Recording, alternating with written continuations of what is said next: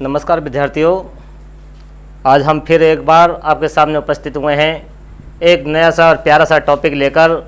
और जो आज का हमारा टॉपिक है वो है एक्सिलरी वर्ब्स, यानी जो वर्ब्स हैं हमारी, वह टॉपिक रहेगा आज का हमारा।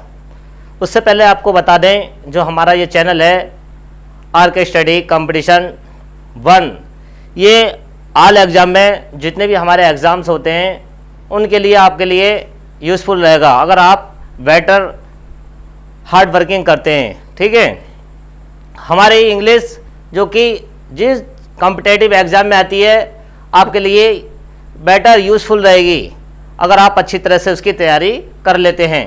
देखना, आपको कहीं भी जाने के, किसी भी प्लेटफॉर्म पर जाने की ज़रूरत नहीं पड़ेगी अगर आप तैयारी को अच्छी तरह से करते हैं। ठीक है नहीं?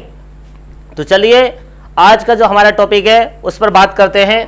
देखिए, एक्सिलरी वर्ब इंग्लिश भाषा में यानी अंग्रेजी भाषा में जो वर्ब हैं दो वर्गों में डिवाइड है, यानी बांटी गई है।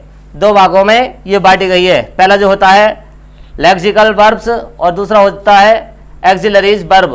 ठीक है, पहला लेक्सिकल वर्ब्स और दूसरा एक्सिलरी वर्ब्स। अब एक्सिलरीज वर्ब को भी हमने 3 भागों में बांट दिया है। पहला जो भाग है हमारा वो है primary auxiliary verb, primary auxiliary verb, और दूसरा जो भाग है इसका वो है मॉडल एक्सिलरी वर्ब, और तीसरा जो भाग है वो है मार्जिनल एक्सिलरी वर्ब। अब हम धीरे धीरे इन पर तीनों पर विस्तार से चर्चा करेंगे। तो सबसे पहले हम करते हैं लेक्सिकल वर्ब्स के बारे में जानकारी लेते हैं। देखिए इसके बारे में क्या है। लेक्सिकल वर्ब्स वे वर्ब्स जो सेंटेंस में मेन वर्ब, जो सेंटेंस में मेन वर्ब मतलब मुख्य क्रिया के रूप में प्रयुक्त होती हैं, यानी मुख्य क्रिया के रूप में प्रयुक्त होती हैं, जिन्हें हम first form, second form, third form और फोर्थ फॉर्म और फिफ्थ फॉर्म भी कह सकते हैं। ठीक है, दोबारा सुन लें। लेक्सिकल वर्ब्स वे वर्ब्स जो सेंटेंस में मुख्य क्रिया के रूप में प्रयुक्त होते हैं, जिसका प्रयोग हम किस रूप में कर सकते हैं, फर्स्ट फॉर्म के रूप में, सेकंड फॉर्म के रूप में, थर्ड फॉर्म के रूप में, फोर्थ फॉर्म के रूप में और फिफ्थ फॉर्म के रूप में। देखिए, फर्स्ट, सेकंड, थर्ड इनके बारे में हमें अच्छी तरह से जानकारी है, और फोर्थ के बारे में मैंने बताया था आपको। फोर्थ के बारे में बताया था कि फोर्थ जो होती है हमारी, जो वर्ब होती है, वो जिन वर्ब में आईएनजी हम लगाते हैं वो हमारी क्या कहलाती हैं, फोर्थ वर्ब कहलाती हैं। ये हमारी फोर्थ वर्ब हो गई। अब बात आती है कि फिफ्थ वर्ब कौन सी होती हैं। फिफ्थ वर्ब वो होती हैं जिन वर्ब में हम एस या ईएस लगाते हैं, वो हमारी फिफ्थ वर्ब होती हैं। तो इन चीज़ का अच्छी तरह से हम ध्यान रखेंगे। देखिए, का प्रयोग होता है जिसका अर्थ स्वतंत्र होता है। जो वर्ब हैं हमारी, इनका प्रयोग होता है और इनका जो अर्थ होता है बिल्कुल अपने आप में पूर्ण स्वतंत्र होता है। किस तरह से? इन्हें ऑर्डिनरी वर्ब्स भी कहा जाता है। जो हमारी ये वर्ब्स हैं 1 2 3 4 5 तक, इन्हें हम क्या कहते हैं, ऑर्डिनरी वर्ब भी कहते हैं। एग्जाम्पल रूप में देखें, to go, to drink, to laugh, to run, to walk, to eat, etc, मतलब इत्यादि और भी इसी तरह के हमारी वर्ब्स हो सकती हैं। अब एग्जाम्पल सेंटेंस के रूप में देखें, आई राइट ए लेटर, ये हमारी हुई फर्स्ट फॉर्म। फर्स्ट फॉर्म क्या है, राइट, तो ये हमारी फर्स्ट फॉर्म हुई। अब इसी के बाद में ही रॉट अ लेटर, तो ये हमारी रॉट जो है सेकेंड फॉर्म हुई।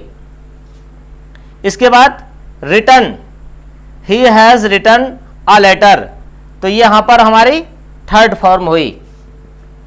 देखिए आगे, he is writing a letter, writing मतलब ये हमारी फोर्थ फॉर्म हो गई।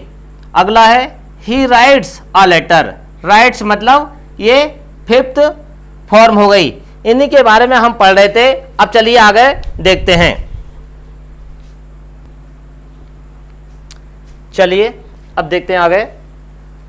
एक्सिलरी वर्ब्स वे वर्ब्स जो अन्य वर्ब के साथ प्रयुक्त होकर क्वेश्चन नेगेटिव तथा टेंस बनाने के साथ पॉजिबिलिटी तथा विलिंगनेस को एक्सप्रेस यानी प्रकट करने का कार्य करती हैं, एक्सिलरी वर्ब्स कहलाते हैं।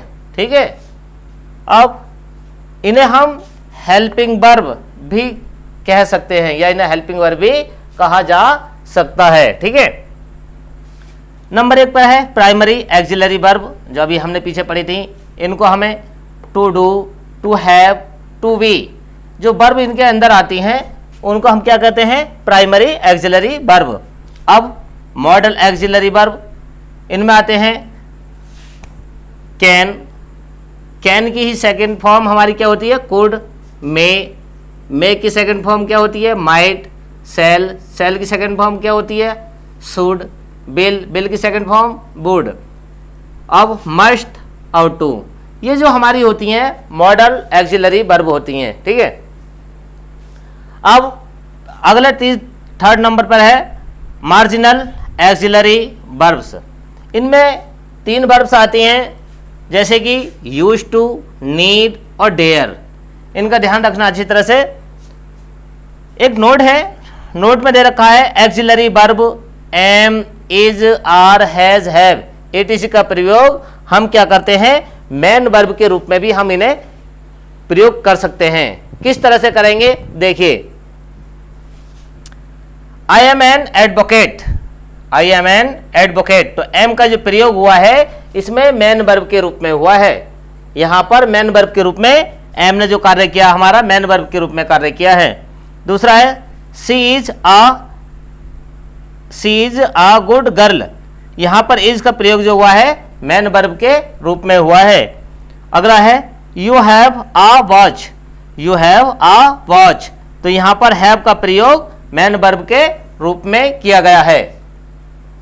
अगला है he was an honest man, तो यहां वॉज का प्रयोग भी हमारा मेन वर्ब के रूप में हुआ है। दे आर इंडस्ट्रियस, आर का प्रयोग यहां पर एक मेन वर्ब के रूप में किया गया है। तो इससे हमें पता चलता है कि जो हमारी is, am, are, has, have, इनका जो प्रयोग होता है मेन वर्ब के रूप में किया जाता है। ठीक है, आप जो है केवल इनका रिवाइज करते रहें, इतना अच्छे से आपको इंग्लिश समझ में आएगी कि बहुत अच्छी तरह से। ठीक है, चलिए अब आगे देखते हैं।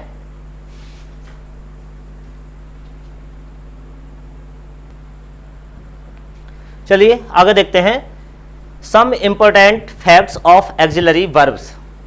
क्या फैक्ट्स हैं? देखिए, modal auxiliary verb are not used like main verbs, इनका जो मॉडल एक्सिलरी वर्ब है हमारी, इनका जो प्रयोग है मेन वर्ब की तरह यानी मुख्य क्रिया की तरह इनका प्रयोग नहीं होता है, ये हमेशा ध्यान रखें। ठीक है, but it's use like helping verb, किंतु हाँ इनका जो प्रयोग होता है वह सहायक क्रिया के रूप में होता है, जो हमारी सहायक क्रिया होती हैं उनके रूप में हेल्पिंग वर्ब के रूप में किया जाता है। एग्जाम्पल देखें, you can help me, you can help me. Second है he will go there tomorrow. तीसरा है ही मे रैन टूडे। चौथा है she could pass the examination. पांचवा है we must respect our elders. अब आगे देखो, modal auxiliary verbs are not first, second, third, fourth, fifth, यानी इनका जो प्रयोग होता है वह वर्ब के रूप में नहीं होता है, जैसे कि हमारी first form, second form, third form, fourth form या फिफ्थ फॉर्म इनकी तरह नहीं होता है। इनका प्रयोग जो होता है आज सब्जेक्ट, जितने भी हमारे सब्जेक्ट होंगे, जितने भी नंबर या पर्सन होंगे, उनका जो वर्ब होगी सेम वही रूप रहेगा इनका। ठीक है, इसमें जो वर्ब है उसमें कोई भी चेंजिंग नहीं होनी है, चाहे कोई सा भी सब्जेक्ट आ जाए, जो वर्ब उनके साथ में लगेगी सेम वही रहेगी। ठीक है, जैसे कि हमने यहाँ पर, जैसे कि पास्ट का इंडेफिनिट है उसमें हमने क्या किया था? डिड।